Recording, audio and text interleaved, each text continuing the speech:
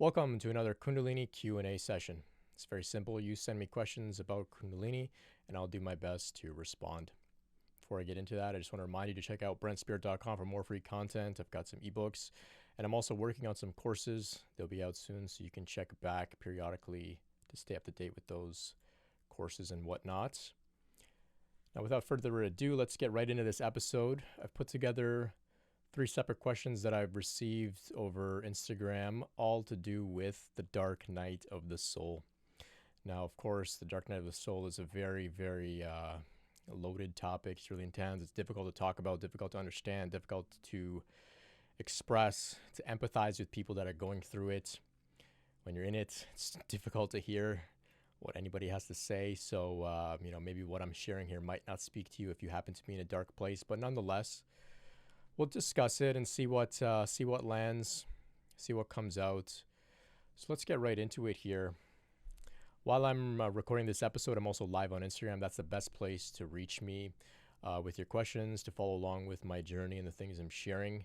Instagram @BrentSpirit. If you're not on Instagram, I don't blame you. You can also reach me on email at info@brentspirit.com. So the first question we have comes from Pomegranate on Instagram. And the question is here, what kind of shadow work questions can you ask yourself in either preparation for the dark night of the soul in order to ease the struggle, or to continue asking yourself so that mental health is more secure? So Pomegranate, I like this question because it's showing some initiative, some responsibility, trying to get ahead to prepare for, potentially going through a dark night of the soul experience on your journey. Now, throughout, spirituality in general, in the spiritual community and all the literature, the dark night of the soul, or just general darkness, general pain, suffering, it's often talked about, and it's probably the most scariest things that people can discuss when it comes to spirituality. And some people may hear about the dark night of the soul and they may think, okay, I haven't gone through the dark night of the soul yet. It's coming and I better prepare. Or maybe they're not like you with, being bold and willingness to prepare, but maybe they're afraid. Like, oh no, if I continue, it's going to get dark. I'm going to go through a dark night of the soul. But right off the bat, I want to just say that, not everybody experiences like, a completely debilitating dark night of the soul type thing. Not everybody goes through something that, turns your life completely upside down in every dimension per se. So you can keep that in mind as well. It's not like, your dark night of the soul will reach the same degree as, maybe your friend who had a really dark time or is really going through a dark time. Not necessarily. So that's my first, message about the dark night. It's good to prepare, to be aware of it, and I'm going to share some things in response to your question here. But it's also, not necessary to be, overly thoughtful about the future and when it might happen and how and what type of intensity and whatnot. Just sharing that for people in general that might fear, this theme of the dark night of the soul. So yeah, you asked here, what kind of shadow work questions can you ask yourself in preparation for the dark night of the soul in order to ease the struggle? So for some who don't experience a really dark time, it can be because, like you, they prepared. And maybe they prepared consciously, or maybe they just happened to go through themes of exploring the shadow and exploring, some of the things that they're carrying that's painful and difficult, that is, maybe rooted in things like trauma, childhood, maybe even past life stuff, collective stuff, family stuff. Shadow work in general, it's very powerful, right? To be honest with ourselves and be introspective and to look at some of the darkness that we have. And so, you can ask yourselves questions like, what are the parts of me that my knee-jerk reaction is to look away or distract or avoid? Maybe there's a certain theme. Maybe it's feelings of being unworthy, feeling abandoned either by relationships, by the divine in general, which is a major theme when we go through the dark night of the soul. Maybe there's themes of loneliness, guilt, shame. You can make a list of all of the uncomfortable negative themes that we all carry to some degree, and you can kind of look, what is it that I feel guilty about? Maybe I just feel guilty about my existence overall, nothing specific. Maybe there's shame. unworthiness. So you can explore shadow work through journaling. You can sit in meditation, and also with the intention of going deep into some dark stuff. So sometimes people think meditation is like you're going to sit and try and find peace, but you can sit in meditation with the intention to move deep into your guilt or shame or fear or frustration, and to allow it to be there and make friends with it in a sense, to give it a voice and hear what it has to say. Let it express itself through whatever, physical manifestations it might express itself through. Maybe thoughts arise. You can become your own friend or partner or advocate through shadow work in this way. So you can ask these questions, like, what am I afraid of? What are the common things that trigger me? You can ask other people. Maybe you've got some great friends, partners, people in your family that you can have honest, open, vulnerable conversations with. And you can say, hey, what are some of the topics that you can tell I'm running from, that I'm in denial about, the things that I'm not really willing to sit with.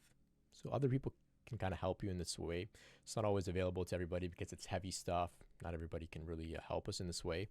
And then, of course, I want to just mention, therapy. Therapy alone is it's very powerful for doing this work. And if you can find a good therapist to explore these things, to create a safe environment for you to go into your shadow and explore these things, you can do a lot of healing. And if you do a lot of healing in this way, you will either develop the skills to go through the dark night of the soul if and when it does arise in a very intense way for you, or you'll just be doing the work so that the dark night of the soul doesn't need to arise in a very intense way because you've done it over time, over maybe many years, many sessions, many seasons of your life. So these are the ways that you can prepare for the dark night of the soul. Now, with this said,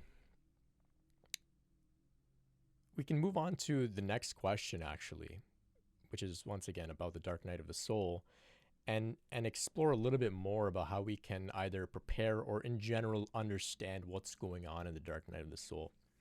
So Jin's World from Instagram asks, how to find legit help for the dark night of the soul among many false teachers.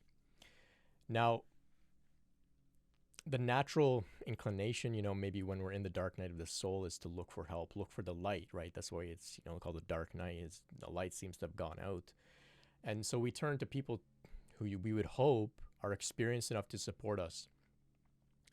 And this goes beyond just dark night of the soul work in general. Across the spiritual community, there's many people who, using Jin's World's words here, maybe who we may call false teachers. Now, they may be lying to, make a quick buck or gain power. They may mean well, but just not be equipped. They may not resonate. So they may be a genuine teacher to another, but they may be a false teacher to you.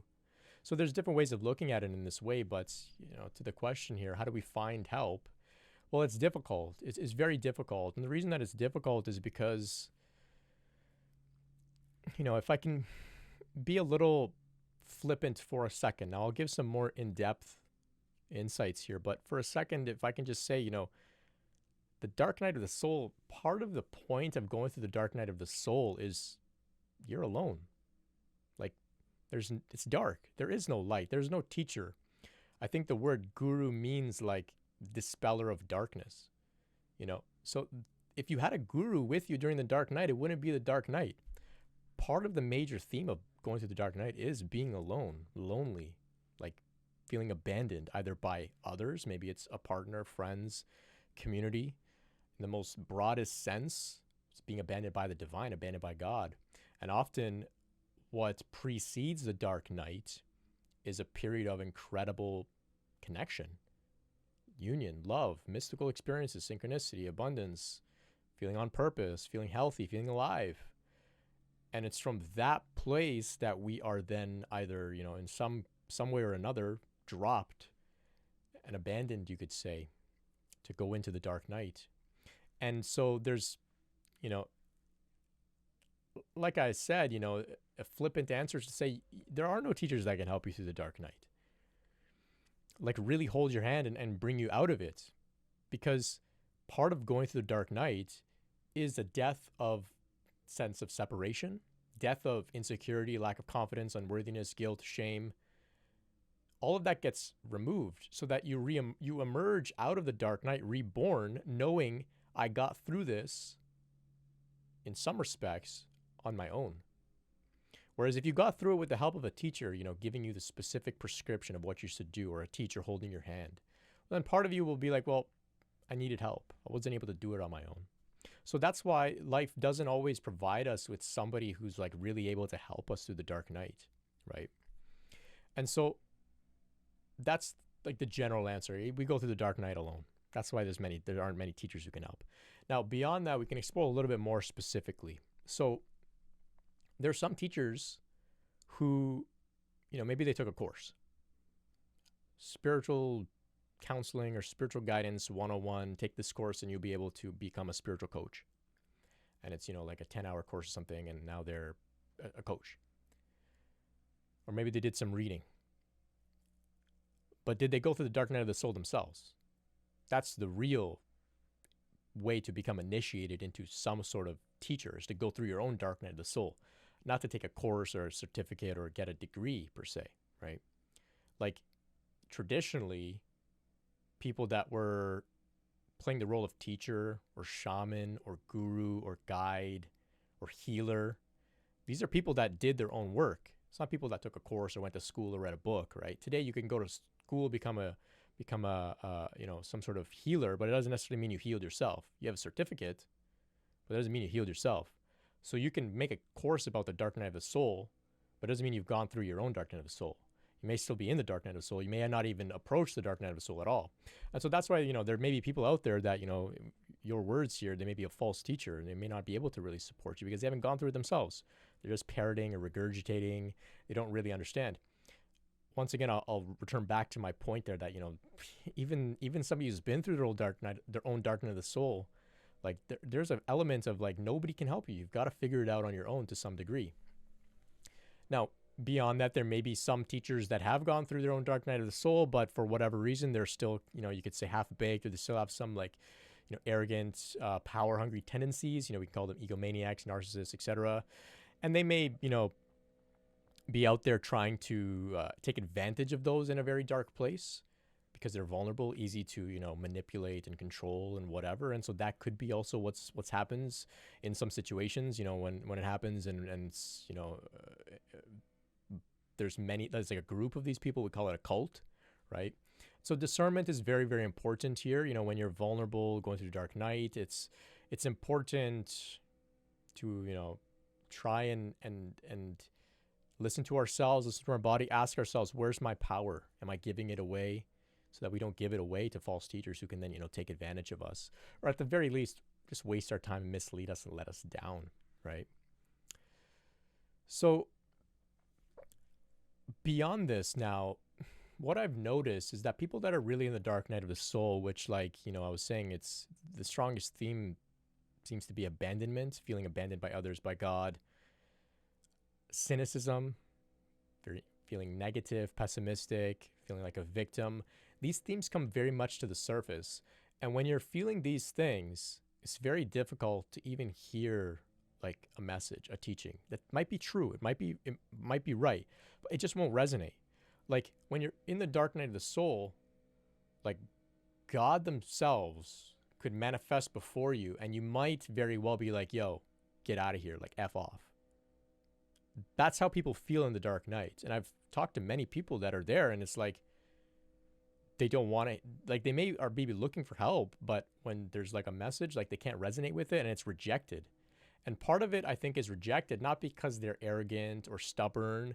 I think it's because on the deepest level, they have to recognize that they have to figure this out on their own. They have to go through it on their own. And so that's why like the teachings don't really help. The students aren't even in a position to be taught. Being alone is a major theme as we go through the dark night of the soul. And very few have actually gone through it and come out on the other side with the calling and purpose and mission to support others in general on this path. So that's why it's difficult to, find support or even accept support as we go through the dark nights. Now, that's okay. Like, it's okay if we're not in a position to accept it, if we're feeling negative, cynical, pessimistic, stubborn even. That's okay. It's all welcome. That's all being burned up as we go through the dark night. I always like to think of Jesus, his whole life, his whole adult life that we know about. He was performing miracles, feeling great connection. He had community around him. He's performing all this, like I said, miracles, all this stuff. And then he, gets tortured and put on the cross. And when he's on the cross, he feels abandoned by God. He was abandoned by his own follower. Judas betrayed him, right? So there's abandonment there. Nobody can save him. And on his darkest moment, he looks up and says, Father, why have you forsaken me? God, why have you abandoned me? So at the point on the cross, nobody could come and give him a message, a teaching to say, hey, it's going to be okay, Jesus. Remember all the things you told us? He wouldn't be able to hear it, even Jesus, because he had to go through his own death and rebirth process. So just like Jesus, he couldn't be taught. He had to go through the direct, physical, visceral experience of the dark night of the soul. We too also have to go through our own experience as well. Same with the Buddha, right? He sat down alone, figured it out on his own.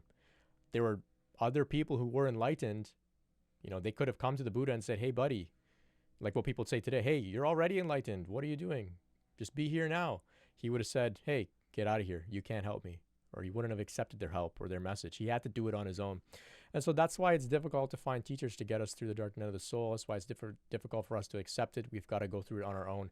Now, just to wrap up this theme a little bit, the dark night of the soul, we go through a period of feeling abandoned by God. Once we get through the dark night, we realize we were never abandoned by God because we are God. God is all there is. God always had our back. But we had to go through the journey of feeling completely abandoned, isolated, separate, have all of that burned up during the dark night of the soul to then reemerge with an embodied, steady, abiding state of oneness. This is the story of Jesus. He came back saying, seated at the right hand of the Father, right? He was reborn, you could say, seated at the right hand of the Father. From that point, he'll never forget. He'll never forget that he's one with God. He went through the dark night of the soul, right? So I wish this for all of us that go through the dark night of the soul. Everybody that I've really come across that's been going through it, that has a good attitude, like, Pope Pomegranate was asking, they're willing to look inside, look at what parts of them are holding themselves back, what parts need to be examined, released, loved as well, loved. And when I say loved, we love our shadow by just letting it be there and saying, hey, it's okay that you're here. These things arose at some point in our life to protect us. And, they're artifacts, they're residue from those periods, and we can appreciate them for that. And once it's time to release them, we love them by letting them be there and just letting them be there. They come to the surface, they're released. Eventually, all of the parts of us that feel separate are released, burned up, and healed. All that remains is oneness. All that remains is recognize that God never abandoned us because God couldn't abandon us because there's always been God. That's all that's been here. So we look back at the dark night of the soul with very fresh set of eyes. So I hope that answers your question, Jin's World. Tough one. It's very tough. Maybe not the answer you wanted to hear, but that's what's coming through today. And finally, we'll close with one question from David about the dark night of the soul, coming to us from Instagram. David asks, does the dark night of the soul manifest physical symptoms? It totally can. For some, it totally can. And for some, their dark night of the soul may almost be solely physical. It may be a great sickness that makes you feel completely abandoned by any sense of support that you once had, be it divine support, family support. Maybe you lose your job, you got to go on disability, or maybe you don't get disability. All these things can happen in the most extreme sense when we look at physical symptoms of the dark night of the soul. These things arise to create context for our dark night. It can also manifest, the physical symptoms that we associate with just general mental health, right? Depression can lead to other physical illnesses and holding tension in our body. They say stress is the number one cause of illness. Dark night of the soul can also be very stressful, you could say. You could put it in that way. So yeah, it can manifest as physical symptoms. Some people I know, maybe they'll get in a car accident.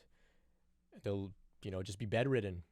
And it's in that period of being bedridden that's when they do their work. That's their time under the Bodhi tree. That's their time on the cross. So the physical symptoms manifest to create context for this.